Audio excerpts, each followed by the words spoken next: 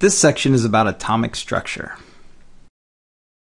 Atoms are made up of three subatomic particles. Inside the nucleus, there's the proton and the neutron. Outside the nucleus, there's the electrons. The charge on protons and neutrons and electrons are shown in coulombs. Notice the protons and electrons have the same but opposite charge in coulombs, and neutrons have 0. So what chemists have done is made a relative charge of giving the protons a +1 charge, the neutrons a 0 charge, and the electrons a -1 charge. If you look at the mass of protons, neutrons, and electrons, the mass of protons and neutrons are relatively the same. Electrons, being at 9.1 times 10 to the -28th, are 2,000 times lighter than protons and neutrons. So chemists have given them a relative mass of protons and neutrons having the mass of 1 AMU and electrons having the mass of 0 AMU. AMU stands for atomic mass unit, and it is a relative charge between the three different subatomic particles. There are three terms you need to know when dealing with atomic structure. 1. Element, a group of atoms with the same number of protons. For example, carbon has 6 protons. If it doesn't have 6 protons, we do not call it carbon. Something that has 7 protons is called nitrogen, not carbon. The atomic number. Essentially, this is the number of protons in an atom. And mass number. Mass number is the sum of the protons and neutrons in an atom. So if I take the protons and the neutrons and add them together, I get what we call the mass number. Here are 3 atoms that we're going to compare. Now I've only shown the nucleus here, the electrons are not present. What you can see is in the left one, we have 5 protons and 7 neutrons. In the middle one, we have 5 protons, 6 neutrons. And on the right one, we have 4 protons, 7 neutrons. If we add all their protons and neutrons together for each atom, we get mass numbers of 12, 11, and 11. What you'll notice is that the 2 on the right side have the same mass number, but notice they do not have the same number of protons.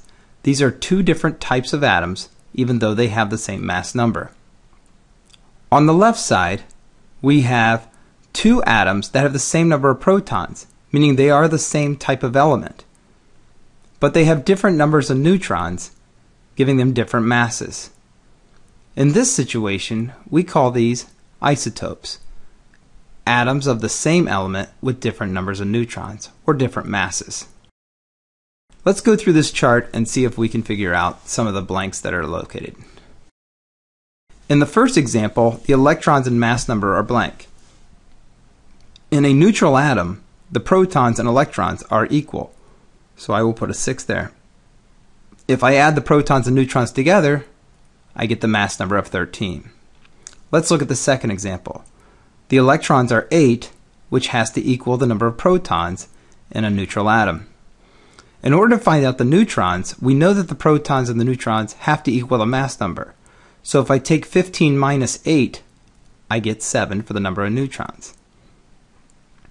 In the third example, I'm given electrons as well, and I know they must equal the number of protons in a neutral atom. In order to figure out the neutrons, I take the mass number 12 and subtract off the protons to give me 6. Notice the first and the third have the same number of protons but different number of neutrons. That's what we call an isotope. Sometimes chemists like to write out all this information in one symbol. We call these isotope symbols. Here's an example right here. If you were to label this isotope symbol, you would notice that it has a large C. That represents the element symbol.